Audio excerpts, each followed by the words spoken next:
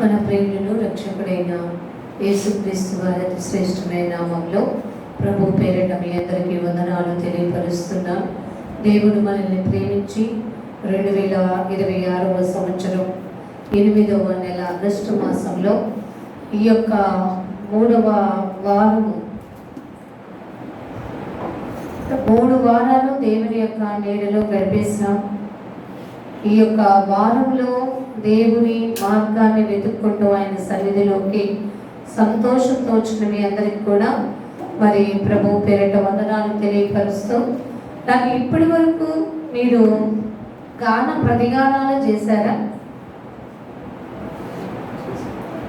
పాటలకు ఎక్కువ సమయం ఇవ్వకండి, వాక్యాలకు ఎక్కువ సమయం ఇవ్వడానికి ప్రయత్నం చేయండి. పాటలకు అందరికీ వచ్చు, వాక్యం వినడానికి మనం దేవుని సన్నిధికి రావాలి. ఆలోచించారండి, గమనించండి. మనము ఎంత వాక్యము మనం నలుగురు కూడుకున్నప్పుడు లేక అంతకంటే ఎక్కువ మంది కూడుకున్నప్పుడు వాక్యము ద్వారా మనల్ని ఆయుత్తపరచుకోవాలి. ఇది చాలా అత్యుత్తమమైన విషయం. గమనించుకోండి. యెషయా గ్రంథం 46వ అధ్యాయం.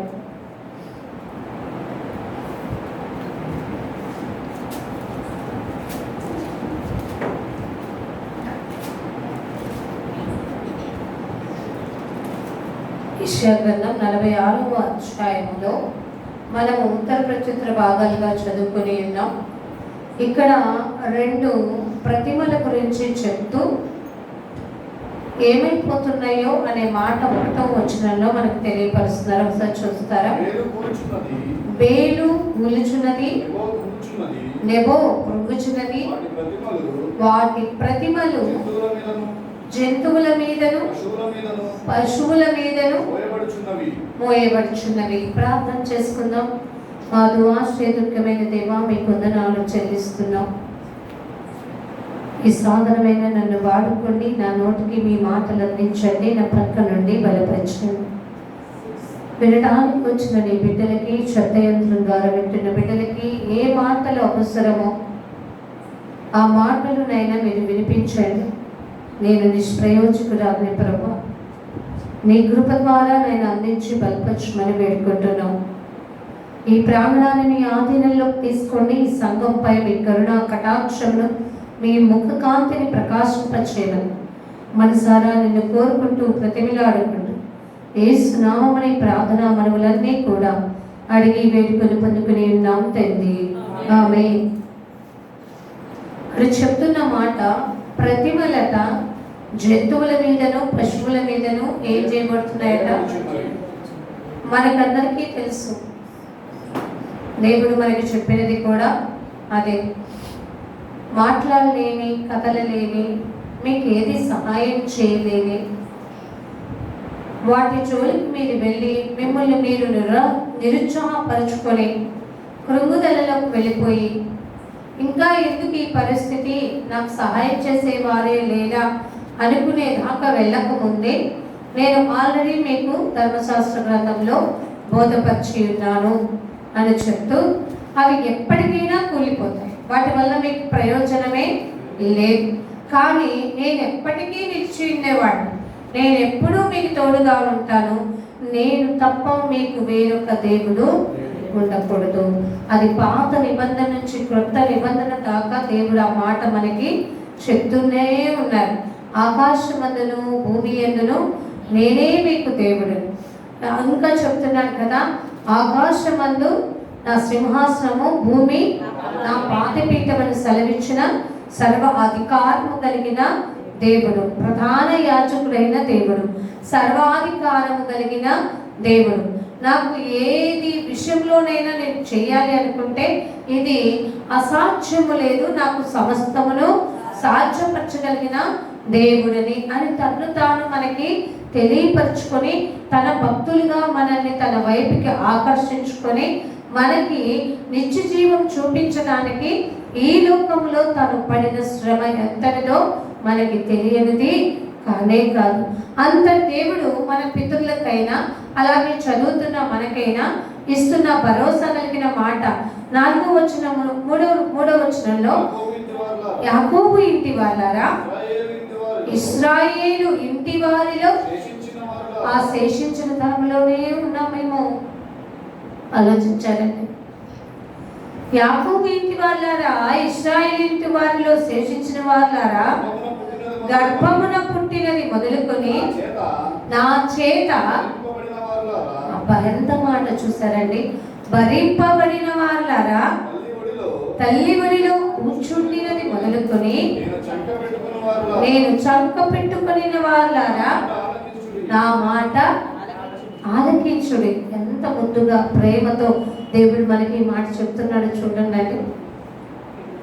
వేరే వాళ్ళైతే ఏమంటారు తెలుసా, ఎరా నేను చెప్తున్నాను వినపట్లేదే ఏంటని. అర్థమైందండి. దేవుడు అయితే పిలుస్తున్నాడు, ప్రేమతో అంటాడు.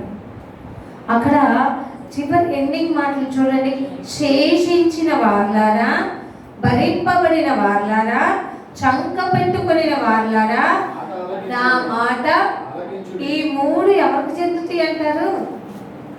ఇది మనకే చెందుతాయి అనుకున్న వాళ్ళకి మరి మీకు వాక్య పరిజ్ఞానంలోకి వెళ్తున్నారనుకోవచ్చు. ఇంకా తెలియకపోతే తెలుసుకోవాలి. ఎందుకంటే శేషించబడిన వాళ్ళు నేను కూడా ఉన్నాను. నన్ను చంక పెట్టుకుని నాకు ఆలోచన చెప్పిన దేవుడు ఆ యొక్క ధన్యతని నాకు ఇచ్చాడు. ఎందుకంటే మనకి 139వ కీర్తనలో అక్కడ ఒక మాట ఉంటుంది చూడండి. 139 ఐ థింక్ 16 అనుకుంటా చూడండి. గర్భము గురించి నేను ఏమై ఉంటున్నానండి, పిండమునై ఉండగా.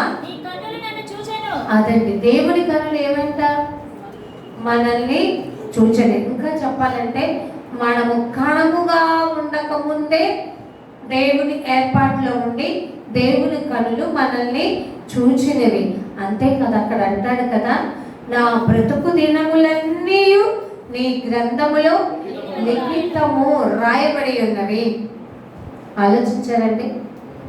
దేవుని యొక్క గ్రంథంలో మనం ఎంతకాలం బ్రతికుండాలో ఆ ఆయుష్కాల దినములు రాయబడి ఉన్నప్పుడు మనము ఆ ఆయుష్కాలం అయిపోయే లోపే ఏమి తిందుమా, ఏమి త్రాగుదమా, ఏం ధరించుకుందామా, ఏది చేసేసుకుందామా, ఎంతమంది బంధువుల్ని సంపాదించుకుందామా, ఎంతమంది చేత గొప్ప గొప్ప పేర్లు సంపాదించుకుందామా అని ఆరాట పడటం ఆపేసి దేవుడు ఇచ్చే ఆ మహిమలో నేను ప్రవేశించడానికి కావలసిన క్వాలిఫైయింగ్ అర్హత, ఎలిజిబిలిటీ క్రైటీరియా నేను కలిగి జీవిస్తున్నానా లేదా? దీనిని దేవుడు ధర్మశాస్త్ర గ్రంథంలో ఏమని చెప్పారంటే, దేవుని చిత్తమునకు లోబడిన వారికి, దేవుని చిత్తాన్ని అంగీకరించిన వారికి, ఇంకా ప్రభువా నీ చిత్తానికి నన్ను నేను అప్పగించుకుంటాను ప్రభువా అని చెప్పిన వారికి దేవుడు ఏమైనాడు తెలుసా, ఆసన్నుడుగా ఉన్నాడు. ఆలోచించారండి. దేవుడు ఎప్పుడు మనకి దూరమా? కానే కాదు. దేవుడు ఎప్పుడు మనకి దగ్గరికి ఉన్నాడు. కానీ మనని మన క్రియల వలన దేవుణ్ణి దూరపరుస్తున్నాం. మన వ్యర్థమైన ఆలోచనల వలన దేవుణ్ణి దూరపరుస్తున్నాం. మన వ్యర్థమైన పనుల కోసం దేవుణ్ణి దూరంగా ఉంచి, ఇప్పుడు కాదులే ప్రభా, ఇప్పుడు ఎందుకు నేను నీ బిడ్డగా ఉండడం, ఇంకా ఇప్పుడే ఎందుకు నాకు రక్షణ, ఇప్పుడే ఎందుకు నాకు బాప్తిసం, ఇంకా టైం ఉందలే, ఇంకా చేయొచ్చులే అనుకుంటున్నాం. ఒక దినము ఒక క్షణం గుర్తుపెట్టుకో, నశించిపోయే ఈ జీవితంలో దేవుడిస్తున్న ఆయుష్ తరిగిపోకముందే దేవుని కొరకు జీవిస్తాను ప్రభా, నీ చిత్తము నెరవేరుస్తాను ప్రభా, నీ కొరకు నువ్వు ఎలా కోరుకుంటున్నావు. ఎందుకంటే పుట్టించిన నా తల్లి నా తండ్రి కాదు, నన్ను పుట్టించింది. బహుశా నేను భూమి మీద పుట్టడానికి వాళ్ళొక కారణం, కానీ నన్ను పుట్టించాలి అనుకున్నది నా దేవుడు. ఆ పరమ తండ్రికి నేను ఏం చేయాలి? నా తల వంచాలి, నా మోకాళ్ళు వంచాలి, నా యొక్క మెడ వంచాలి, నా నడుము వంచాలి. టోటల్గా నేను బెండ్ అయిపోయి, ప్రభువా ఇదిగో నీ బిడ్డనయ్యా, నన్ను వాడుకో, నేనున్నానయ్యా, నైనా మీరే నన్ను స్థిరపరుస్తావు, మీరే నన్ను బలపరుస్తారు, మీరే నాకు ఆలోచన ఇస్తారు, మీరే నన్ను చంక పెట్టుకుని. ఆలోచించాలండి. అది ఆలకించడం మనుషులకి తెలియకపోతుంది. జాగ్రత్త పడాలండి. మనము ఇంట్లో వస్తువులు ఏమైనా అయిపోతున్నాయి, గ్రోసరీస్ అయిపోయాయి, నిత్యావసర వస్తువులు అయిపోయాయని భార్య భర్త కంప్లైంట్ చేసింది అనుకోండి, వెంటనే భార్య ఓకే ఉండు నేను ఇప్పుడే తీసుకొచ్చి ఇచ్చేస్తాను అని అంటాడా? అంత ప్రబుద్ధులు ఎవరన్నా ఉన్నారండి? ఏమంటారు చెప్పండి? మీ స్వభాషలు ఏం చెప్తారు చెప్పండి అండి, ఏమంటారు? ముందేం చేస్తున్నావు, తర్వాత ఇంకేమంటారు తెలుసా? గాడిలు కాస్తున్నావా? ముందేం చేస్తున్నావు? బుర్ర అవసరం లేదా? ముందు అన్నీ తెచ్చి సమర్థవంతంగా పెట్టుకోవాలని మీకు తెలియట్లేదా? పరుగులు పెట్టిస్తూ ఉంటావు. ఎంత జ్ఞానం ఉందా నీకు? మరి దేవుడు కంగారు పెడుతున్నాడు నీకోసం. అరే బాబు, నీకు 60 సంవత్సరాలు ఇచ్చాను, 40 సంవత్సరాలు ఈ దేశం ఇష్టానుసారంగా 20 సంవత్సరాల్లో కనీసం నన్ను తెలుసుకొని నా బిడ్డగా జీవించి నీ ఊపిరి అయిపోయే లోపే నీ ఒక సాక్ష్య జీవితాన్ని వ్యక్తిగతంగా, కుటుంబంలోనూ, సంఘంలోనూ, సమాజంలోనూ నా సాక్షిగా జీవించి ఒక ముద్ర వేయించుకొని తక్కువంటూ పైకి వస్తే నాకు ఎంత ఆనందమో తెలుసా అని దేవుడు ఆశిస్తున్నాడండి. కానీ నువ్వేమైనా రిప్లై ఇచ్చిస్తున్నావు తెలుసా? మనకి ఏమన్నా చూస్తున్నప్పుడు వస్తుంది చూసారా, వెయిట్ అండ్ సీ. సీరియల్స్లో ఫాలో అవుతారు కదా బాగా, వెయిట్ అండ్ సీ. ఆలోచించాలండి, అలా దేవునికి రిప్లై ఇస్తుంటే జారిపోతామండి. తెలియకుండానే అకస్మాత్తుగానే తప్పు చేస్తాం. మనమందరం పాపం చేసిన వాళ్ళమే, మనమేం ప్రబుద్ధులము కానే కాదు. దేవుని సన్నిధిలోకి వచ్చాం పాపుల కోసమే దేవుని సంఘం, పరిశుద్ధులుగా జీవించడం కోసమే దేవుని సంఘం. బాగు చేసుకుందాం, శుద్ధి చేసుకుందాం, కల్మషాన్ని పోగొట్టుకుందాం, దివ్యమనస్కత్వం తీసేసుకుందాం. దేవుని మాట చెవియోకి ఆలకించి దేవునిని మరచువారులాగా కాకుండా దేవునిని వైపు తిరిగి ప్రాధేయపడి పశ్చాత్తాపడి, ప్రభా ఇదిగో పాపినయ్య నీ దగ్గరికి వచ్చి ఉన్నాను, నన్ను క్షమించు ప్రభా. ఇన్నాళ్ళు నీ ప్రేమలోని మాధుర్యాన్ని తెలుసుకోలేకపోయాను. మీరు నాకు ఇచ్చిన ఈ బ్రతుకు జీవనం యొక్క విలువ తెలియక కేవలం తింటం, తాగడం, పడుకోవడం, సుఖించడం, ఇంకా నా మీద ఆధారపడిన వారికి ఏవేవి తెచ్చి ఇవ్వాలనే ఆలోచనలోనే బ్రతికాను. కానీ అసలు భూమి మీద మనిషిగా నేను పుట్టడానికి కారకులైన మిమ్మల్ని మరచేయాలి ప్రభా. అందుకే ఒక చోటు ఉంటుంది కదా, దేవుని మరచువారులారా. ఆలోచించారండి, ఏం చేస్తున్నామంట? ఎవరన్నా తిడితే మనం మర్చిపోతామండి? అస్సలు మర్చిపోను నేను. ఏమంటాం తెలుసా? అస్సలు ఇంకా నా మైండ్లో ఏమవుతున్నాయి అంటారు? వాళ్ళన్న కత్తిపోటి వంటి మాటలు నా గుండెల్లో గొడపల్లాగా గుర్చేసుకుంటానే అని చెప్పే తరము వంటి వాళ్ళారా. మనుషుల మాటలకు కాదు, దేవుని చేత ఆకర్షించబడలేని స్థితికి వెళ్ళిపోయి కోపాగ్నికి గురైతే నీ బ్రతుకు ఎంత ఘోరంగా ఉంటుందో తెలుసుకోవలసిన మనల్ని దేవుడు ఏమంటున్నాడో తెలుసా? ఆలకించుడి. ఆలోచించారండి? ఇంకా చెప్పాలంటే చాలా ఉంది. ఎందుకంటే మన పాపములు దూరముగా పోయినను ప్రేమతో మనల్ని, తన కృపతో మనల్ని ఇంకా దగ్గరికి తీసుకుంటూ ఇంకా సమయం ఇచ్చి ఇంకా కనికరం, ఇంకా వాక్యాన్ని చూపించి వాళ్ళకి వాక్యం వినిపించి లాలించి బుజ్జగించి వాళ్ళకి ఏమొచ్చినా తగ్గించి మరలా ఇప్పటికైనా తిరుగుతారేమో, ఇప్పటికైనా నన్ను తడువులాడి కనుగొంటారేమో అని దేవుడు ఆకాశము నుండి నరులని పరిశీలన చేస్తుంటే ఇంకా మెడ వంచక, తల వంచక, నడు వంచక, మోకాళ్ళ వంచక, విధేయత చూపక గర్భాంతులై మాకేంటి అనుకునే తరము వారిలో ఉన్న వాళ్ళు మన చుట్టూతూనే ఉన్నారట. వాళ్ళ పరిస్థితి ఎలా ఉంటుందో తెలుసా అండి? బహు ఘోరంగా ఉండబోతుంది. జాగ్రత్త పడండి. అందుకని ఇక్కడ మనకు ఒక ఆదరణతో కూడిన మాట చెప్తూ అంటున్నారు కదా, ఈ 46లోనే 4వ వచనంలో ముదిమి వచ్చు వరకు నిన్ను ఎత్తుకొని వాడను. అర్థమైందండి? ముదిమి అంటే ఎప్పుడండి? ముసలితనం అతనేనా? వచ్చే వరకు అంటే దేవుడు ఏం చేస్తాడట? ఎత్తుకుని వాడను నేనే. ఎందుకంటే ఒక చోట ఉంటుంది కదా, వారు చిగుర్చి ఎంత మంచిగా ఉంటారు. ముసలితనమందు వాళ్ళు ఏం చేస్తారట? చిగురు పెట్టుదురు. ఎప్పుడు? యవన కాలంలో ఉన్నప్పుడు, బాల్యకాలంలో ఉన్నప్పుడు తెలుసుకుని యవన కాలంలో అప్లై చేసి, అర్థమవుతుందా?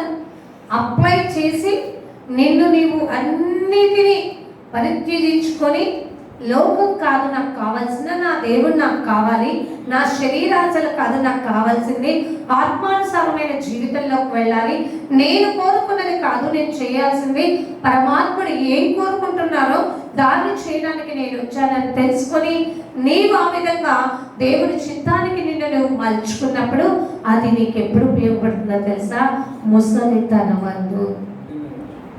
ఆలోచించారండి. ముసలితనమందు వాళ్ళు ఏం చేస్తారంట? చిగురుస్తారట. ఆలోచించండి, ఎంత బాగుంటుంది ఆ మాట.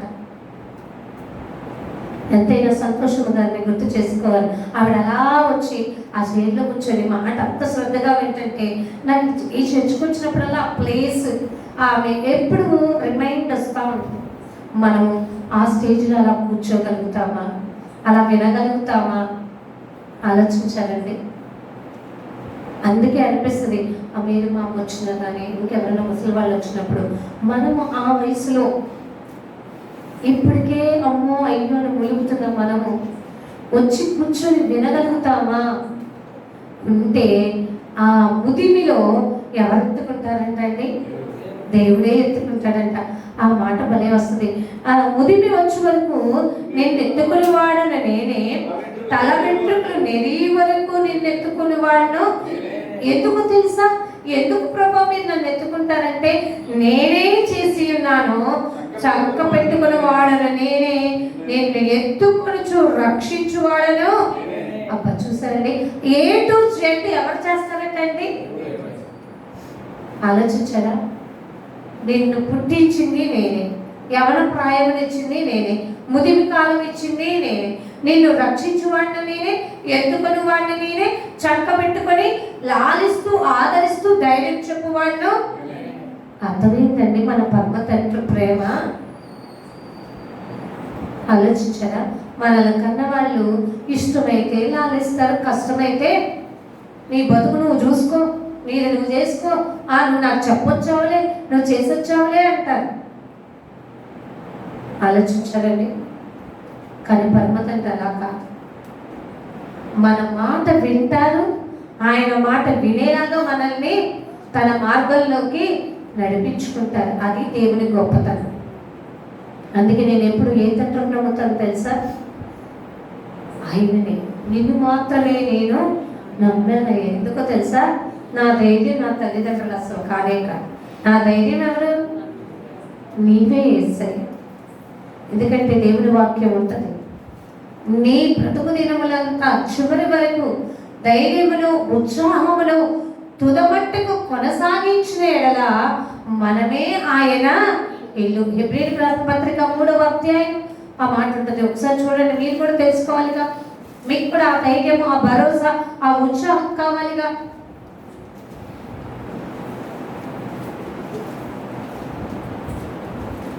అయితే క్రీస్తు కుమారుడయ్యుండి ఆయన ఇంటి మీద నమ్మకముగా ఉన్నాడు. ధైర్యమును అదండి, నిరీక్షణ వలన ఉత్సాహమును తుదమట్టుకు స్థిరముగా, అంటే తుదమట్టుకు అంటే చివరి వరకు, స్థిరముగా అంటే స్టాండర్డ్ గా ఉండాలి. ఏదో గ్రాఫ్ చేంజ్ అయినట్టు మన భక్తి జీవితం కూడా గ్రాఫ్ లాగా చేంజ్ అయిపోతుంది. తెలుసా అంటే చదువుకునే వాళ్ళకి తెలుస్తుంది గ్రాఫ్ అంటే. అర్థమవుతుందా? ఎలా అంటే దేవుడు మనల్ని నడక సరిగా లేనప్పుడు ఎలా నడుచుకోవాలో చూపిస్తుంటే మళ్ళీ మనం పడిపోయి పోనీ, మీకు అర్థమయ్యే భాషలో చెప్పాలంటే స్నేక్ అండ్ ల్యాడర్ అంటే నిచ్చెన, అది వాడతారు కదా, పాము నిచ్చెన అనే ఒక ఆట ఆడుకుంటారు. మీరు ఎంత నెంబర్ పడంగా ఆ నెంబర్ వేయంగా ఏం చేస్తారు? చక్కగానే నేనే గెలుస్తా అంటారు. ఎక్కడైతే స్నేక్ ఉందో ఆ స్నేక్కి మళ్ళీ అది పట్టుకోగానే తిరిగి డౌన్కి వచ్చేస్తారు. అప్పుడు మీరేమనుకుంటారు? ఓడిపోయాం. కానీ దేవుని యొక్క భక్తి జీవితంలో మనము పడిపోయినను తిరిగి లేతునన్నా నమ్మకం మాకుంది. ఎందుకంటే నేను విడిచినను నా తండ్రి నా చెయ్యి విడుబడు. ఎందుకంటే ఆయన ఆల్రెడీ చెప్పేశారండి. ఎందుకంటే గర్భమున పుట్టించింది నేనే, చంక పెట్టుకునేది నేనే, ధైర్యం చెప్పేది నేనే కదా నిన్ను నిర్మించి ఉన్నాను. అంటే నేను ఎలా ఉంటానో సమస్తం ఎవరికి ఎరుక? నా దేవునికి ఎరుక అంటే తెలుసు. ఆలోచించారా? నన్ను కన్నదంటకు తెలియదు, కన్న తల్లికి కూడా తెలియదు. ఎవరికి తెలుసు? ఎందుకంటే నా భవిష్యత్తు ఎవరి చేతిలో ఉంది. ఆలోచించారా? అందుకనే మన స్థితిగతుల్ని మార్చగలిగిన ఆ యొక్క కంట్రోలర్ ఎవరంటే దేవుడే. ఆలోచించారా? అయితే మనల్ని కన్నవారు ఏం చెప్తారు? నువ్వు చేసేది తప్పు, ఎలా ఉండకూడదు, చిచి చా అని అనేస్తారేమో. మన తండ్రి ఏమంటాడు తెలుసా? అమ్మా నీ తప్పేంటో నువ్వు తెలుసుకున్నావా, జాగ్రత్త పడావా, ఇక మళ్ళా అది ఆలోచించాలంట. ఎంత గ్రేట్ డాడీని మనం ఆ పరమ తండ్రిని కలిగి ఉన్నప్పుడు ఆయనకు భయపడి ఆయన చంక పెట్టుకుంటాను, ధైర్యం చెప్తానన్నప్పుడు మనం ఏం కలిగి ఉండాలి? ఉత్సాహం కలిగి ఉండాలి, నిరీక్షణ కలిగి ఉండాలి. తుద మట్టుకు కూడా మనం స్టాండర్డ్గా ఉండాలి, పడిపోకూడదు. ఆలోచించారండి. దేవుణ్ణి అదే అడగాలి, ప్రభువా అమూల్యమైన నీ కృపతో ఉదయకాలమున నేను నీకు మొరపెట్టినప్పుడు నా బ్రతుకు దినాన్ని ఏం చేయమని ఉంటుందో తెలుసా? సంతృప్తి. 90వ కీర్తనలో ఆ మాట ఉంటుంది. ఒకసారి చూడండి, 90వ కీర్తన 12-13 వచ్చిన ఒకసారి అందరూ చేయండి. ఉదయమున నీ కృపతో మబ్బులని తృప్తిపరచుము. అదేంటంటే ఉదయమున మన కృపతో లేవగానే దేనికోసం తృప్తి పడతాం? ఈ రోజు ఏం టిఫిన్ చేస్తున్నాం? నాకు మాత్రం ఆ టిఫిన్కి టచబుల్ మంచి చట్నీ అయిపోతే ఐ విల్ సాటిస్ఫైడ్. ఇదే అంటారు నా వల్ల కాదు, అస్సలే తినను. ఎందుకంటే నీకు ఇష్టమైన దేశం అనుకో అని తృప్తి చెంది వెళ్తాం. కానీ తృప్తి చెందాల్సింది ఏంటో తెలుసా? దేవునికి మొరపెట్టి అయ్యా నా పరమ తండ్రి మీరు నాకు మీ కృపను దయచేయండి. ఎందుకంటే కింద ఆ లైన్ ఉంటుంది, నాకు వెరీ వెరీ ఇంట్రెస్టెడ్. అప్పుడు మేము మా దినములన్నీ ఉత్సాహించి ఆలోచించారా? దేవుని కృప తోడుంటే ఆ డే అంతా మనం ఎలా ఉంటాం తెలుసా? యాక్టివ్గా ఉండగలం, హ్యాపీగా ఉండగలం. దేవుని నామానికి మహిమ కలుగును గాక. ఆలోచించారండి. మీరు చాలా ఉత్సాహంగా ఉండండి. ఎందుకంటే దేవుడు ఉత్సాహంగా తన కృపను తోడించి నా నోటికి మాటలు అందిస్తున్నప్పుడు బీ యాక్టివ్, చాలా హుషారుగా ఉండండి. ఈ మాట దేవుని కృపను పొందుకుంటే, ఆ కృప కోసం ఉదయకాలమున మనం మొరపెట్టుకుంటే దేవుడు మనకి ఉత్సాహాన్ని ఇస్తారు, సంతోషంగా గడిపే ఆ దినాన్ని ఇస్తారు. చాలా మంది అంటారు, ఎలా నచ్చింది ఈ దినం అంటే ఏం చెప్తాంలేరా, అబ్బో నా బాధలేంటి, మా మేనేజర్ పెట్టిన కష్టాలేంటి, అబ్బో అసలు తిండి కూడా లేదు అని నువ్వు చెప్పేది నెక్స్ట్ డేకి నువ్వు ఎలా చేసుకోమంటుందో తెలుసా? నీకు నువ్వే ఏం చేయాలి? నీకు నువ్వే యాక్టివ్ చేసుకో. అలాగే నిన్నటి స్థితిలోనే ఉండి తిరిగి వర్క్ స్టేషన్కి వెళ్ళామనుకో, చూసిన అతను మేనేజర్ ఏమంటాడు? నీ బతుకు నిన్నలా ఉందో ఈరోజు అలాగే ఉన్నావు కాబట్టి నువ్వు వెళ్ళిపో, నాకు పనికి రావు అని అంటాడు. ఇదంతా మనకు ఒక సింబాలిక్ అండి. అలా అని అతను మనల్ని యాక్టివ్ చేయలేడు, మనల్ని హ్యాపీగా ఉంచలేడు. కానీ మన పరమ తండ్రి ఏం చేస్తాడో తెలుసా? మనల్ని సంతోషంగా ఉంచగలరు. దేవుడే చెప్పాడు, మిమ్మల్ని ధైర్యపరచువారు నేనే, మీ దుఃఖాన్ని సంతోషంగా మార్చగలిగిన దేవుణ్ణి నేనే. అందుకని మీరు ఎటువంటి స్థితి ఎందు కూడా ఫిలిప్పీలకు రాసిన పత్రిక 4వ అధ్యాయం ప్రకారంగా ఏమన్నాడంటే, మీరు ఎల్లప్పుడూ ఏం చేయాలి? ప్రభువునందు మీరు ఆనందం ఎక్కడ ఎత్తుక్కోవాలి? ఆనందం ఎక్కడుంది? అయ్యో అదేంటి ఆనందం బయటకు వెళ్ళి హ్యాపీగా గడపడంలో లేదు. వెళ్ళొచ్చిన ఏమంటాం, అబ్బా ఒళ్ళు ఏమైపోయిందంట, అమ్మో నా వల్ల కాదు, నేను ఫుల్ రెస్ట్ తీసుకోవాలంట. కానీ దేవుని సన్నిధానానికి చాలా ఆనందించు. ఈ ఆనందం నీకు ఈ వీక్ ఎండింగ్ వరకు నీకేం చేస్తుందో తెలుసా? ఆదరించి బలపరిచి కాపాడుతుంది. ఎందుకంటే దేవుని కృప అంత ఉన్నతమైనది. ఆలోచించారండి. అందుకే ఇక్కడ చెప్తున్న మాట, ముదిమి వచ్చు వరకు కూడా ఎత్తుకుని వాడను నేనే, చక్క పెట్టుకుని వాడను నేను. మరి మాట ఆలకించట్లేదే. ఆలకించక మనం ఏమంటున్నామంటే, అదే అన్నాడు ఆ హెబ్రీ 11:1 అదే మాట. విశ్వాసము అంటే నమ్మకం అనేది నిరీక్షింపబడు వాటి యొక్క నిజస్వరూపం. దేవుడు నా ప్రక్కన లేకపోయినా ఐ కెన్ ఇమాజిన్, నేను నా దేవుడు నా ప్రక్కనే ఉన్నారు, నాకు సహాయం చేస్తున్నాడని నేను నమ్మకంతో నేను ఉండగలిగినట్లయితే ఆ నమ్మకమే నన్ను బ్రతికిస్తుంది. ఆలోచించారండి. అందుకని పౌలు గారు అన్నారు, గురి లేని వాడిలాగా నేను ప్రయత్నం చేయట్లా, గురి లేని వాడిలాగా నేను పరుగులు తీయట్లా, గురి లేని వాడిగా నేను నా దేవుని పనికే నేను ఆతృత పడట్లా, గురి కలిగి. ఆలోచించానండి. మనం మనదే ఉండాలి కదా. మన గురి యేసు, మన గురి పరలోక రాజ్యం చేరటం, మన గురి మార్గము సత్యము జీవమైన దేవుని వెతుక్కోవటం. అటు పరుగులు తీయాలి అనుకున్నప్పుడు ఎటువంటి ఒడిదుడుకులు వచ్చినా తట్టుకోవాల్సింది ఎవరండి? మనం కాదా? ఆలోచించారండి. శ్రమ దినమున కృంగిని ఏళ్ళ ఏమైపోతాం? నిజం చెప్పాలంటే మనం శ్రమ దినమున కృంగిపోతే మనల్ని ఇంకా కోతుల్లోకి దోసేవాళ్ళు చాలా మంది ఉంటారు. ఆలోచించావా?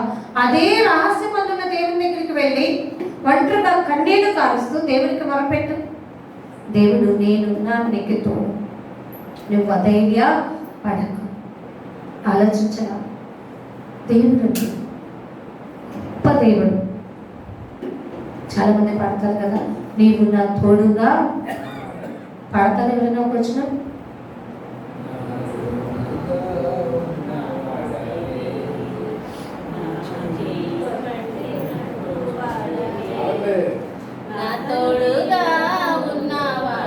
మీకు చాలా ఏంటంటే ఏదో అంటారు ఏంటంటే స్టార్టింగ్ ప్రాబ్లమ్స్. అంటే మీరు ఎందుకు పాడమన్నది సార్, మీరు యాక్టివ్గా ఉన్నారో లేదో, మీరు ఏం భయపడవసరం లేదు. With in the time I will close. ఇచ్చిన టైం కంటే మీ ముఖ కవళికలు చూసే నేను క్లోజ్ చేస్తాను. నా గురించి తెలిసిన వాళ్ళైతే అది తెలిసిపోతుంది. ఎందుకంటే ఎంత ఆతృతున్నా మీ మొహాలు చూసినప్పుడు ప్రభావ వాళ్ళు ఎంత వినగలరు. ఎక్కువైతే వీళ్ళకి వార్త అయిపోతుంది. అర్థమైందా? అందుకనే బుద్ధి గల వాడికి గద్దెంపుతో కూడిన ఒక మాట అయినా సరే అయిపోతుంది. నేను పాడొచ్చండి. నా గొంతు ఏంటంటే బాగా స్ట్రెయిన్ అయిపోయి రాలేకపోతుంది. దేవుడు ఎప్పుడు మన తోడుగా ఉంటాడు, మన చేయి పట్టుకుంటాడు, మా పక్షము నుండి ఆదరించే దేవుడు. ఆలోచించారండి. ఎవరు లేరనుకునే టైంలో కూడా దేవుడు అంటాడు. ఒకనొక టైంలో నేను కొన్నిసార్లు చాలా దృఢం చేసేసుకున్నాను నా యొక్క ప్రతి యాక్టివిటీని. ఎందుకంటే అంతగా స్ట్రాంగ్గా ఉండగలిగితేనే నేను సర్వైవ్ అవ్వగలను కాబట్టి. అలా ఉన్న టైంలో ఒకనొక రోజు చాలా వేదనకి తట్టుకోలేని బాధకి గురైపోయి ఒక ప్లేస్కి వెళ్తూ ఉంటే దేవుడు ఓదార్స్తూ ఉన్నారు, ఆలోచన చెప్తూ ఉన్నారు. ఎందుకంటే శరీరపరమైన పరిస్థితుల గురించి దుఃఖపడాల్సిన అవసరమే లేదు. ఆలోచించండి. ఇది ఎండు ప్రభా, ఇది ఎంతో కృంగనిస్తుంది, ఇది ఎంతో బాధ కలిగిస్తుంది, నాకు తట్టుకోలేకపోతున్నాను అని అంటే, అది ఒక ఆటోలోనే ప్రయాణం వెళ్తున్నాను. ఫర్ ఎగ్జాంపుల్ మా బ్రదర్ని తీసుకెళ్తూ ఉన్నాడు మౌలి. ఎందుకంటే చాటింగ్ ఎక్కువ మాట్లాడుతూ అది ఇది డిస్కస్ చేసుకుంటాం. ఏమైందంటే నువ్వు మాట్లాడద్దు అని చెప్పలేను, నన్ను నేను ఆపుకోలేను. అతను అంటూనే ఉన్నాడు, కానీ నాతో నేను నా దేవునితో మాట్లాడుకుంటున్నాను. ఏంటి ప్రభా ఏంటి ఇది దేవుడు నాకు చెప్పిన మాట, నీ పక్షం ఎవరున్నారు? నేనున్నాను కదా. నీ తోడెవరున్నారు? నేనున్నాను కదా. నీకు నేనేం తక్కువ చేస్తున్నాను? వెంటనే ధైర్యం వచ్చేస్తుంది. వెంటనే బాడీని నేనేం చేసేసుకున్నానో తెలుసా? యాక్టివేట్ చేసుకున్నాను. అంతలోనే సాడ్లోనే హ్యాపీ మోడ్కి వచ్చేసాను. ఎందుకంటే మన దేవుడు మన పక్షమునుండగా మనకి అదేమి అవసరం. అలా అని ఎదుటివాడిని ఏలెత్తి చూపించి కత్తిపోటి వంటి మాటలు పడికే మనుషులకి దేవునికి అప్పచెప్పేసుకున్నాడు. ప్రభువా భరించుటకు, నాకు ఆ మాట వచ్చింది, మీరు విన్నారా? భరించుటకు మనం ఏం చేయాలి? మనల్ని, ఎందుకంటే మన కోసం అవమానం భరించడం దేవునికి ఇష్టమైంది, మన కోసం నలగగొట్టుకోవడం దేవునికి ఇష్టమైంది, మన కోసం వస్త్రహీనుడిగా మారటం దేవునికి ఇష్టమైంది, మన కోసము సిలువ ఎక్కడం దేవునికి ఇష్టమైంది, మన కోసము మేకులు కొట్టించుకోవడం దేవునికి ఇష్టమైంది, కొరడా దెబ్బలు తినడం దేవునికి ఇష్టమైంది, చివరికి మన కోసం ప్రాణం అర్పించడం కూడా దేవునికి ఇష్టమైంది. ఇవన్నీ ఎవరి కోసం భరించారు? దేవుడు మన పాపముల నిమిత్తమే. కాబట్టి మన శరీరపరమైన దుఃఖ వేదనలు మనల్ని ఇబ్బంది పెట్టినప్పుడు మనము భరించలేని టైంలో కూడా మన దేవుడు ఒక మేఘము వల్లే అడ్డుగా ఉండి మనల్ని కాపాడే దేవుడు. ఆలోచించారండి. నా వర్షన్ వేరే, మా డాడీ వర్షన్ వేరే ఉంటుంది. ఆ ఇద్దరు ఎలా ఉంటుందంటే శరీరం ఆత్మ ఎంత విరోధం, మేమిద్దరం అంత విరోధం. ఆలోచించారా? ఎందుకంటే చెప్తున్నాను, నేనున్నా, నేను దాచుకోలేను. అంత ఉన్నా కానీ ప్రతి విషయంలో నేను ఎవరికి మొరపెడతానంటే దేవుని. ఎందుకంటే నా పరమ డాడీ నాకు ఇవ్వాలి, ఆయన చెప్పాలి నాకు ఆలోచన, ఆయన నాకు ఆలోచన ఇస్తేనే నా నోటి నుంచి నేను మాట పలకాలి, లేదంటే నా నోటి నుంచి మాట రానివ్వను. దేవుడు ఇది నువ్వు మాట్లాడవలసిన టైము అని నాకు ఆలోచన చెప్తేనే మాట్లాడు. లేదు ఈ టైంలో నువ్వు మౌనంగా ఉండాలి అంటే నేను మౌనంగా ఉంటా, భరించాలి అని అనుకుంటే భరిస్తా, లేదు అని చెప్తే దేవుణ్ణి అడుగుతా. ఎందుకంటే నా స్నేహము ఎవరు తెలుసా? నా దేవుడే. నా ధైర్యం నా దేవుడే. ఎందుకంటే అసలు ఇక్కడ మనకు చెప్పింది అదే, ముదిమి వచ్చు వరకు ఎత్తుకుంటానని అంత ఆదరణతో కూడిన మాటలు చెప్పిన సర్వాధికారం కలిగిన దేవుడు మరి లోకంలో ఉన్న తల్లిదండ్రుల కోసం ఆరాటపడుతూ వాళ్ళని ఏం నిర్లక్ష్యం చేయమన్నా. ఎందుకంటే వాళ్ళని ఏం చేయమన్నారు? సన్మానించమన్నారు, వినమన్నారు, గౌరవించమన్నారు. కానీ ఆత్మీయపరమైన విషయాల్లో మాత్రము మన ఆత్మీయతనికి కృంగదీసే విధంగా మనం ఎప్పుడూ దాటి పోకూడదు. ఆలోచించండి, జాగ్రత్త. ఆ కృంగుదలలో నుంచి అక్కడ, అందుకనే యెషయా గ్రంథం 46లో చెప్పిన మాట, ముదిమి వచ్చు వరకు ఎత్తుకొని వాడను నేనే, చక్కబెట్టుకుని వాడను నేనే, ఎందుకంటే నేనే చేసి ఉన్నాను, నేను నిన్ను ఎత్తుకుంటాను, రక్షించువాడను. అందుకేనండి రక్షణ అనేది వచ్చినప్పుడు కూడా ఓ మాట అంటారు కదా, 1 కొరింథీ 10వ అధ్యాయంలో ఓ మాట ఉంటుంది, ఏ స్థితిలో నుండి పడిపోతివో ఆ స్థితిలో నుంచి నువ్వు గుర్తు చేసుకో. ఎందుకంటే నేను ఎలా కొన్నాను తెలుసా? విలువ పెట్టి కొన్నాను, ఎందుకంటే నిన్ను విమోచించిన వాడను నేనే చెప్పిన దేవుడని. ఆలోచించావా? నన్ను రక్షించడం వల్ల నీకేంటి ప్రభువా లాభం అంటే, దేవుడు అంటాడు, నిన్ను రక్షించడం వల్ల నాకేం లాభం లేదు, తిరిగి నేనే నీకు ప్రాఫిట్ ఇచ్చేస్తాను. ఆలోచించారండి. పుట్టించిన నేను తెలుసుకోవాలని నీకు చెప్పాను, వివేకం కలిగి జీవించమని చెప్పాను. కొంతమంది వింటున్నారు, తెలుసుకుంటున్నారు, కొంతమంది పెడచెవి పెడుతున్నారు, కొంతమంది తమ క్రియలను సరిచేసుకోవట్లేదు, కొంతమంది తమ బలహీనతలు వదిలి రాలేకపోతున్నారు. ఎంతమంది కూడా ఎక్కడికి వెళ్తున్నారో చెప్పనా? దేవుని సన్నిధానానికి వెళ్తున్నారు. ఎంతమంది కూడా ఏం చదువుతున్నారో చెప్పనా? బైబిల్ చదువుతున్నారు. ఎంతమంది దేవునికి ప్రార్థన చేస్తున్నారు. కానీ ఇవన్నీ చేసేవాళ్ళు వీళ్ళతో పాటు సంపూర్ణతలోకి స్థిరము కలిగిన జీవితము కలిగి దేవునిని అంటి పెట్టుకుని దేవా అని ఎదురు చూస్తూ మొరపెట్టిన బిడ్డలు కూడా వీళ్ళతో పాటే ఎదుగుతూ ఉన్నారు. కానీ ఒక టైం వచ్చినప్పుడు ఆ తీర్పు దేవుని నేను రెండింటినీ సపరేట్ చేస్తాను. గొర్రెల గుంపులాగా వెళ్ళే వాళ్ళలో నా కోసం నా త్రోవలో నేను ఒక్కడై ఉన్న నా దేవుడిని అనుసరించిన బిడ్డలు ఎవరో వాళ్ళు 10 మంది అయినా సరే, 5గురైనా సరే, 3గురైనా సరే, ఎవరైతే దేవుడి సంపూర్ణతలోకి వెళ్ళారో వాళ్ళని మాత్రమే నా యొక్క రాజ్యములోకి నేను చేర్చుకుంటా. అందుకని మనకు ఆ పరలోక రాజ్యములో 10 మంది కన్యకల యొక్క ఉపమానము. ఆలోచించారండి, గమనించుకోండి జాగ్రత్తగా. పరమ దేవుడు మనకిస్తున్న మాట ఇదే 46వ అధ్యాయంలో 8వ వచనంలో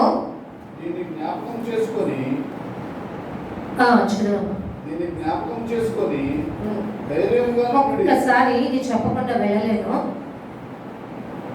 5వ వచనం, మేము సమానులమని నన్ను ఎవరికి సాటి చేయుదురు?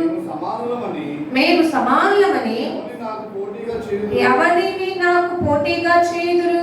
అబ్బబ్బా, ఆలోచించారండి. మన ప్రవక్త ఒకళ్ళు ఉన్నారు. నేను ఇప్పుడు క్లూ ఇస్తున్నాను, మీరు క్లూని ఫాలో అయ్యి ఆ ప్రవక్త ఎవరో చెప్పాలి. రండి, మీరు ఒక పక్కన నేను ఒక పక్కన నుంచుందాం. ఇద్దరు బలిలు అర్పిద్దాం. ఏమర్పిద్దామన్నాడు? ఏలియా గారు బలే కదండి, ఎంత సవాల్ ఇస్తున్నాడు తెలుసా? ఉదయం నుంచి మధ్యాహ్నం వరకు వాళ్ళు కేకలు పెట్టి ఇదిగో మా బలి తీసుకో అని ఆ యొక్క విగ్రహ దేవతలకి మరి కేకలు పెట్టి అరిచి వారిని కొట్టుకున్నా కానీ వారి మాట ఈనలేదు కాదు. వాళ్ళ అర్పణని స్వీకరించకపోతే ఏలియా అంటున్నారట, మీ దేవుడు పడుకున్నారేమో, దూరంగా ఉన్నారేమో, లేపండి, ఇంకా అరవండి గట్టిగా అంటున్నాడట. ఆ తర్వాత అయిపోయిందట, అయ్యా మా వల్ల కాదు, ఇక నీ టైం వచ్చింది, నువ్వు చెయ్యి, మీ దేవుడు పలుకుతాడేమో అన్నప్పుడు ఏలియా గారు తను వాళ్ళు పెట్టిన మొత్తం శుద్ధి చేసేసి తిను ఆ బలి అర్పించడానికి తగిన విధంగా మరి ఆ సెటప్ అంతా చేసేసుకొని తర్వాత ఏం చేస్తాడో తెలుసా? చక్కగా దేవుని ఎదుట కూర్చొని సాగిలిపడి దేవునికి ప్రార్థన చేసిన తరువాత పైనుంచి ఒక అగ్ని వచ్చి అక్కడ ఏం జరిగింది? ఆ ఏదైతే ఆ నైవేద్యము ఏర్పాటు చేశారో అక్కడ కార్యం అనేది జరిగిందంట. వాళ్ళందరూ అడలిపోయారు. ఇప్పుడు తెలిసిందా మీకు నిజదేవుడు ఎవరో? ఆలోచించారండి. ఇప్పుడు మనకి తెలియట్లా, భయపడిపోతున్నారు క్రైస్తవులు. బయటకు వెళ్ళినప్పుడు మీరు ఉద్యోగాలు చేసే చోట, మీరు వెళ్తున్న చోట, అనేకమైన వాళ్ళు పెడుతున్న చోట మీరు భయపడుతున్నారు. ధైర్యంగా ఉండండి, దేవుడే చూసుకుంటారు. జాగ్రత్త, ప్రార్థన అవసరమే. ప్రతి ఆ ఇబ్బందికరమైన పరిస్థితి నుంచి ఎవరు తప్పించినో తెలుసా? దేవుడే మనల్ని తప్పించు.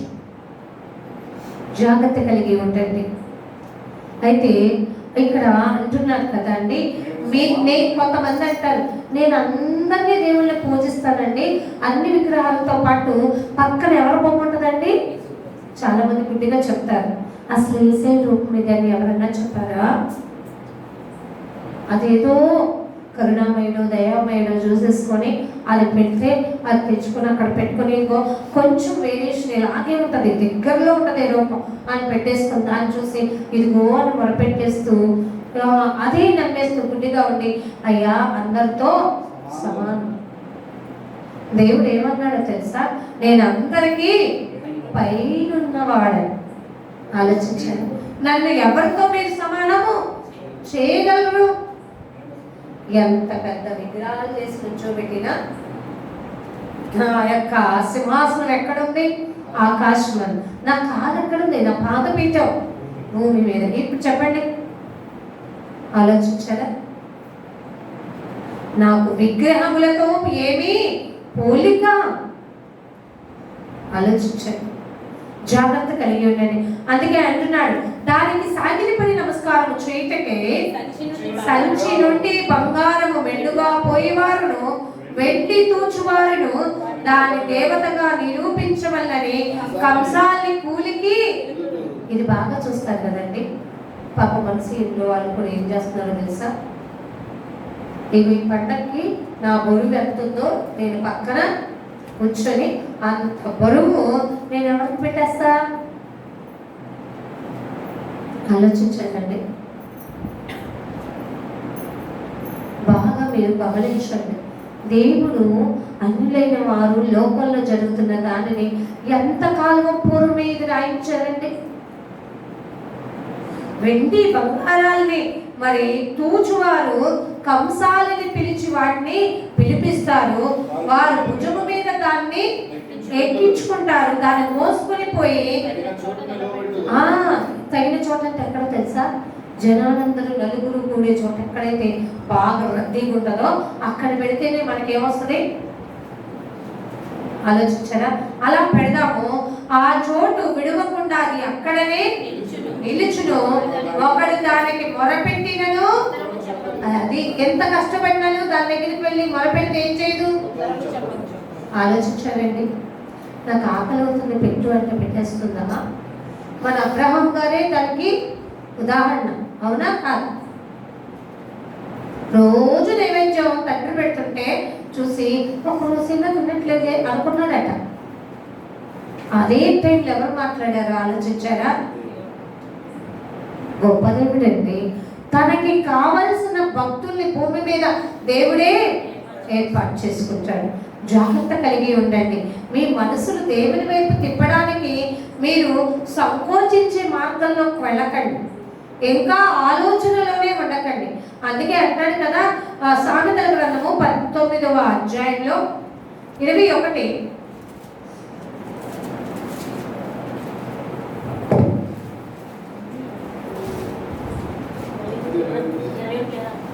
సామెతల గ్రంథం 19:21 ఏం మాట్లాడుతున్నారమ్మా? నరుని హృదయంలో ఆలోచనలు ఎలా పుట్టును? అనేకములుగా పుట్టును. యెహోవా యొక్క తీర్మానమే స్థిరము. లేదన్నారు 19:20 ఒక్క వినపడలేదేమో. అప్పుడు మీరు బుర్ర వాడాలి కదా. 19:21 నరుని అయితే రికార్డులు మళ్ళీ చూడండి. నరుని ఆలోచనలు ఏమైపోయినాయి అన్న? అబ్బా నిజంగా కదా, ఇక్కడ కూర్చున్నా కూడా రింగ తిరుగుతున్నాయి. ఎవరికన్నా తిరిగితే తప్పేనండి, పాపం చేస్తుందండి. మనం దేవుని సన్నిధిలో ఉన్నప్పుడు ఏకాగ్రత ఆలోచించారా?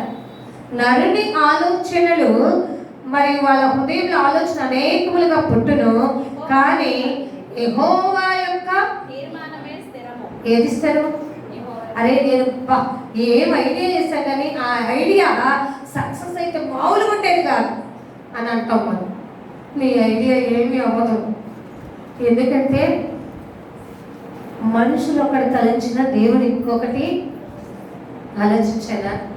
మీరు ఎన్నో తలుస్తారు కానీ చివరికి ఎవరు సక్సెస్ అయిందో తెలుసా? నేను ఏదైతే కోరుకున్నానో అదే. ఇప్పుడు సంసోన్ గారిని పట్టి తీసుకెళ్లారు. వాళ్ళందరూ ఏమనుకున్నారు తెలుసు కదా? సంసోన్ గారు అయితే తీసుకుని వెళ్ళినప్పుడు సంసోన్ని బలి ఆ దేవతలకు అప్పగించేసేయాలి అనుకుని వాళ్ళు డిసైడ్ అయిపోయారు. కానీ దేవుడి తీర్మానం ఏంటి? అక్కడ గెలిచింది వాళ్ళ ఆలోచన. సంసోన్ని అడిగాడు, ప్రభువా ఒక్క అవకాశం ఇచ్చి ఈ ఒక్కసారికి నా కళ్ళు తెరిపించేసి వీళ్ళందరినీ ఏకతాటితో చంపే ఆ బలాన్ని నాకు ఇచ్చే. ఎందుకంటే లేకపోతే వీళ్ళు నన్ను ఎవరికి అప్పు చెప్తానంటున్నారు, ఎవరికి బలిస్తానంటున్నారు. నాకు ఇష్టం లేదు ప్రభా, నేను విరిగిన హృదయంతో నన్ను నేను బలిగా నీకు అర్పించుకోవడమే నాకు కావాలి. ఆలోచించారండి? జాగ్రత్త. మనము దేవుని తీర్మానానికి మనల్ని మనం సరెండర్ చేసుకోవాలి. ఎందుకంటే కింద కృప చూపుట నరుని పరులకు ప్రియులుగా చేయను అబద్ధితుని కంటే. అందుకనే నీ దరిద్రతను వదిలే. అంటే ఏంటి? నీ అబద్ధాల బ్రతుకు వదిలే. అబద్ధాల బ్రతుకంటే దరిద్రత. ఆలోచించారండి? నీ అబద్ధాల బ్రతుకుని వదిలేసి దరిద్రంలో నుంచి రియాలిటీలోకి వచ్చి అప్పుడు లేమిలో కూడా ఎలా ఉండగలవు తెలుసా? హ్యాపీగా బ్రతికేయగలం. అందుకే నేను అంటున్నాను, యెహోవా యందు నువ్వు గనక భయము భక్తి కలిగిట జీవానికి సాధనము. అతని ఏ జీవం? నీ బ్రతుకు జీవం. ప్రభాని యందు భయభక్తులు కలిగి ఉన్నాను. అబద్ధాల బ్రతుకు బ్రతికి సంపాదించి నాకు కావలసినంత నేను కూర్చుకున్నాను అనుకో, అది నాకు దేవుడి యొక్క జైవంలోకి వెళ్ళడానికి నాకు ఉపయోగకరంగా ఉండదు. అందుకని చెప్పారు, దైవ భక్తి మంచి లాభ సాధకము. అందుకని మీరు ఏ సాధనం చేయాలి? ఎప్పుడు దైవ భక్తి సాధకం చేయండి. అంతే, అది కలిగిన వాడు తృప్తుడై అపాయం లేకుండా బ్రతుకును. ఎవరైతే దేవుని నమ్ముకుంటాడో, దేవుని యొక్క సాధనముగా చేయాలనుకుంటాడో, వాడు ఏంటంట, దేవుని కలిగి ఉన్న తృప్తి గల వాడే. వాడు ఏం చేస్తాడో తెలుసా? అపాయం లేకుండా బ్రతుకును. అంటే ఏంటి? 91వ కీర్తనలో మనకి లింక్ ఉంది కదండి, యెహోవా. ఆలోచించారా? యెహోవా నీవే నాకు ఆశ్రయదుర్గమని తెలుసుకున్న వాడికి దేవుడు ఎల్లప్పుడూ ఎలా ఉంటాడు? అపాయము నుండి వారిని తప్పిస్తాడు. వాళ్ళకి ఆసన్నుడిగా ఉంటాడు, ఆలోచన చెప్తాడు. ఇక్కడ మనకు అదే చెప్తున్నవాడు.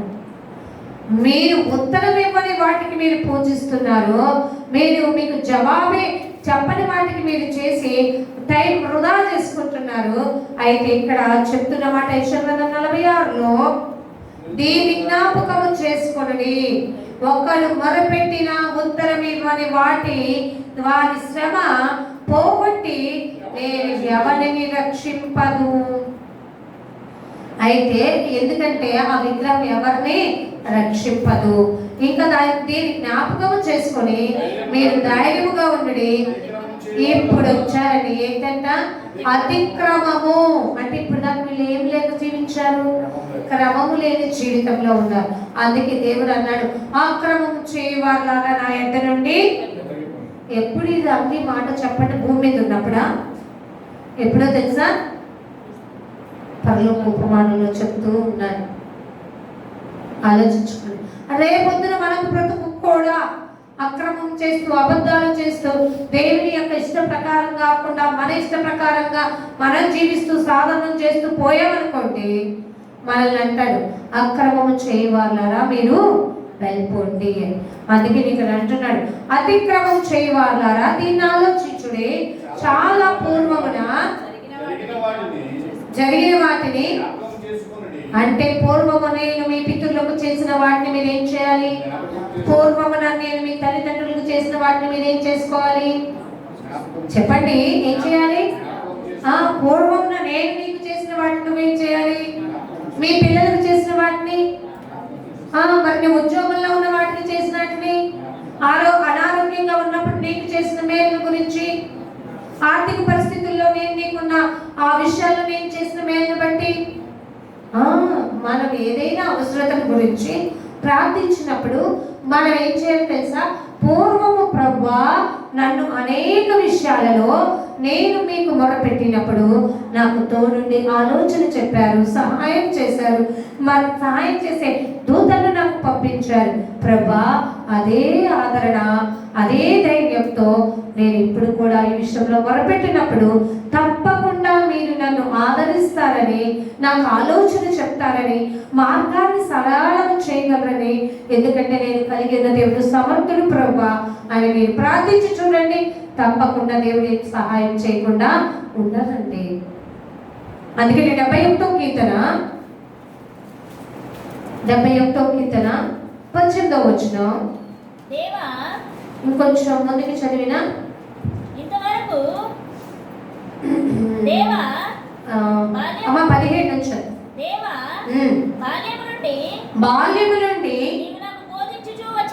నీవు నాకు బోధించుచూ వచ్చితివి, ఇంతవరకు నీ ఆశ్చర్య కార్యములు నేను ఏం చేస్తూ వచ్చాను? మీ బిడ్డలకి ఎప్పుడైనా చెప్తున్నారండి? అసలు చెప్పరుగా. ఏం చెప్తారంటారు చెప్పనా? అదే నీకు బాగున్నప్పుడు మనం ఇదిగో ఈ డాక్టరే లేకపోతే మనకు ఏమై ఉండేది తెలుసా? అబ్బో ఆ రోజు చాలా డేంజర్ అయిపోయేవాడురా అంటారు. ఆ డబ్బే ఆ రోజు నేను దాచించకపోతే ఏమయ్యేదిరా అని అంటారు. సకలమును దేవుని ప్రేమించు వారికి దేవుడు సకలమును సమృద్ధిగా ఏర్పాటు చేసి దయచేయగలిగిన దేవుడు. ఆలోచించారండి, మన జీవితంలో జరిగే ప్రతి కార్యము కూడా దేవుని అనుమతి లేకుండా జరగదని ఆలోచించుకోండి. అందుకే అంటున్నాడు, మన జీవితంలో జరిగిన మేలు గురించి మనం ఎవరికి చెప్పాలట?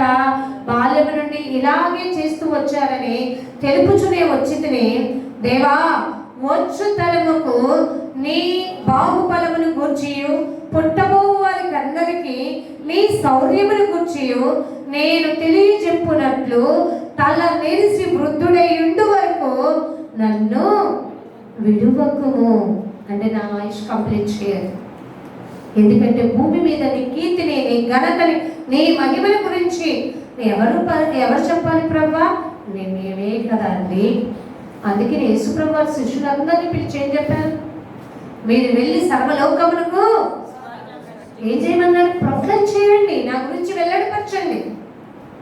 కానీ మనం నమ్ముకొని మనమే చేతులు ముడుచుకొని కూర్చుంటే, నీ యొక్క సాక్షి జీవితాన్ని ఇతరులకు చెప్పలేకపోతే దేవుని యొక్క కీర్తి, ఘనత, మహిమ ఎలా తెలియపరుస్తావు? ఇక్కడ ఎంత బాగా అర్థమైందా? నా తల నిలిసే వరకు మా తర్వాత తరం వారికి నీ ఆశ్చర్య కార్యాలు తెలియచెప్పేంత వరకు ప్రభా మమ్మల్ని విడిచిపెట్టక.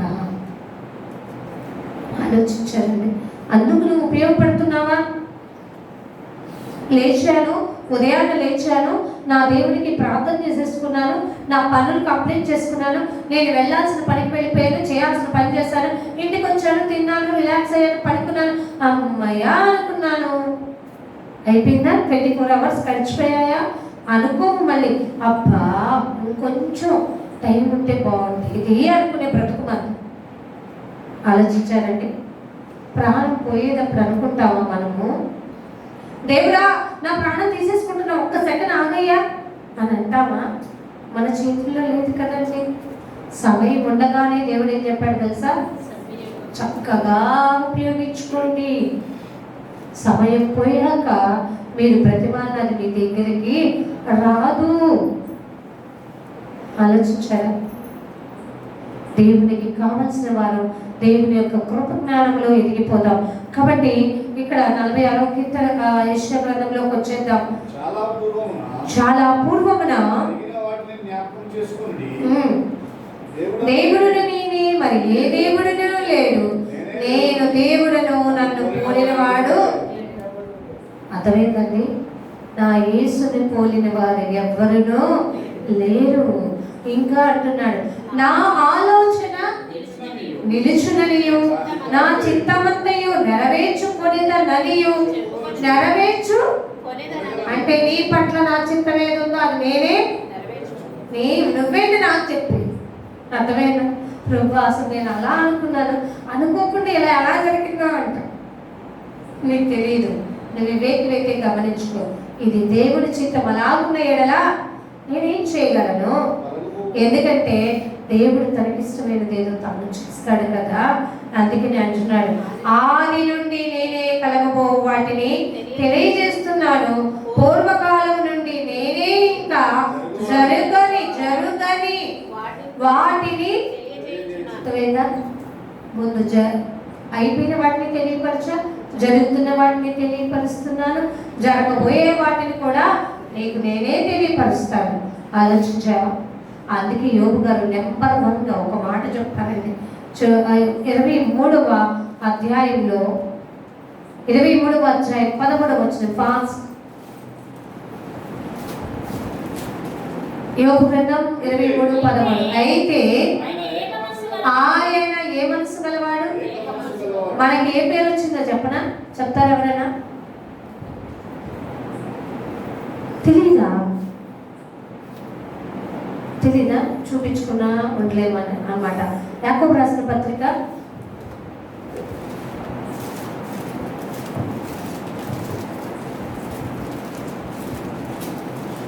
'పాపులారా' అని ఉంటుంది కదా.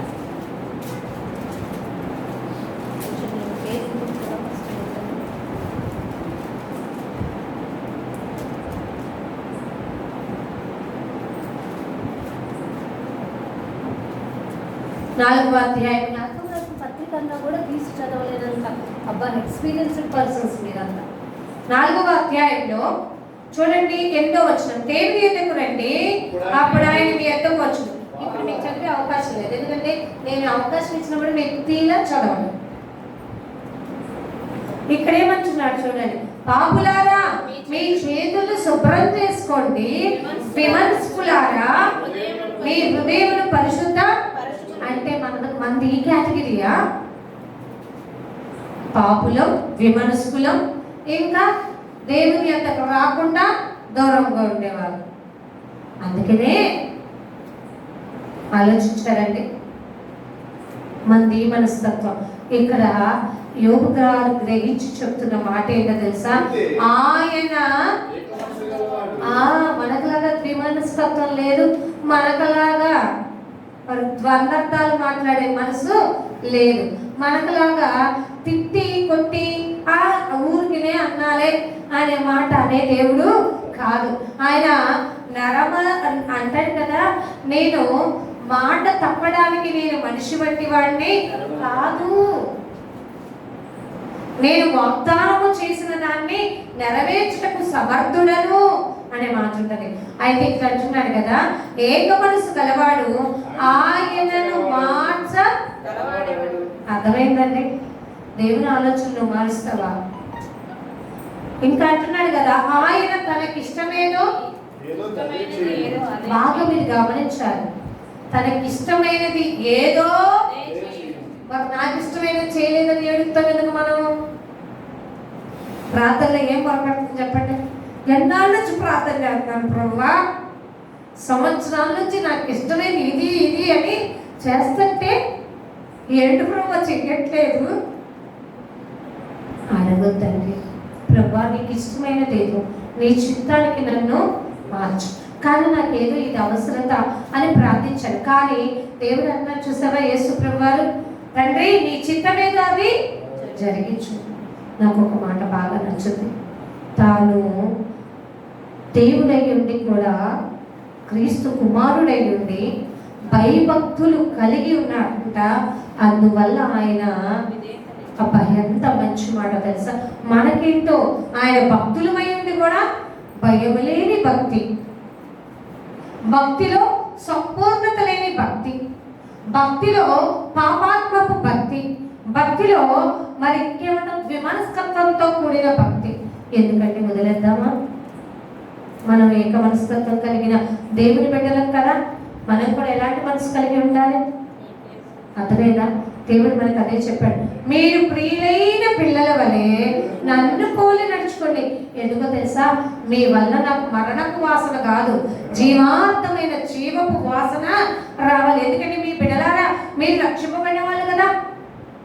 ఆలోచించారా? కాబట్టి పరిమళ వాసనగా ఉందాం. నేను తప్ప నీకు వేరొక దేవుడు లేడు అని చెప్పిన దేవుడి గురించి ఆలోచించుకొని మనం ఆయన చంక పెట్టుకుని వారని, ఆయన మరి శిక్షించిన వారిలో శేషించబడి ప్రక్కకు వచ్చిన వారమని మనం జాగ్రత్త కలిగి దేవుని వైపు తిరిగి దేవుని మార్గాన్ని ఆలోచించుకోవచ్చు. ఆయన ఆలోచనలకి ఆయన చిత్తానికి మనల్ని మనం అర్పించుకొని దేవుని సాక్షిగా ఇళ్ళలో కొనసాగాలని మనస్ఫూర్తిగా కోరుకుంటూ ఇంతటితో నా వాక్యాన్ని ముగిస్తున్నాను. ఈ కొద్ది మాటలు దేవుడు మన వెనుకల్లో ఫలింపచేయుగాక. తలలు వంచండి, ప్రార్థన చేసుకుందాం. మాధు ఆశ్చర్యమైన దేవా, మీకు వందనాలు చెల్లిస్తున్నాం. చాలా చక్కటి మాటలు, ధైర్యంతో కూడిన మాటలు, ఆదరణతో కూడిన మాటలు, మాలో ఉన్న లోపాలను ఎత్తి చూపించి సరి చేసుకోమని, మేము మీ చేత నిర్మించబడిన వారు, మేము ఎలా ఉండకూడదో మాకు తెలియపరిచారు, ఎలా ఉండాలో మాకు తెలియపరిచారు, ఏమి సరి చేసుకోవాలో మాకు తెలియపరిచారు దేవా. ఎందుకంటే మీరే మాకు దేవుడు, మీ తప్ప వేరొక దేవుడు మాకు ఉండకూడదు ప్రభు. సర్వాధికారం కలిగిన దేవుడిని కలిగిన నీ బిడ్డలమైన మేము ఎల్లప్పుడూ నీకు కీర్తి కలిగేలాగా, ఘనత కలిగేలాగా, మహిమ కలిగేలాగా మేము జీవిస్తూ మీకు కృతార్థులై జీవించే వాక్యములో మమ్మల్ని ఉంచమని, ఫలింప చేయమని, విన్న వాక్యం నీ బిడ్డల్లో నేను నీరు కట్టి ఫలింప చేయమని నేను మనసారా నిన్ను కోరుకుంటూ, ఈ శబ్దయంత్రం ద్వారా వింటున్నామని చెప్తున్న బిడ్డల యొక్క ఆ యొక్క విషయాలలో కూడా మీకు ప్రార్థిస్తూ విన్న వాక్యం వాళ్ళలో భద్రపరుచుకొని సారవంతమైన జీవితంలో వెలుగొందునట్లుగా సహాయం దయచేయమని వంచారా నిన్ను కోరుకుంటూ ప్రతిమలాడుకుంటూ నీ సంపన్నమైన నన్ను వాడుకొని నా నోటికి మాటలందించి నన్ను బలపరిచి ధైర్యపరిచి నా ప్రక్క నుండి వాడుకున్నందుకే కృతజ్ఞతలు చెల్లించుకుంటూ ఈ ప్రార్థన నా ప్రియరక్షకుడైన యేసు ద్వారా మీకు సమర్పిస్తున్నాం తండ్రి. ఆమేన్. మీ అందరికీ వందనాలు. దేవుడు మిమ్మల్ని దీవించును గాక.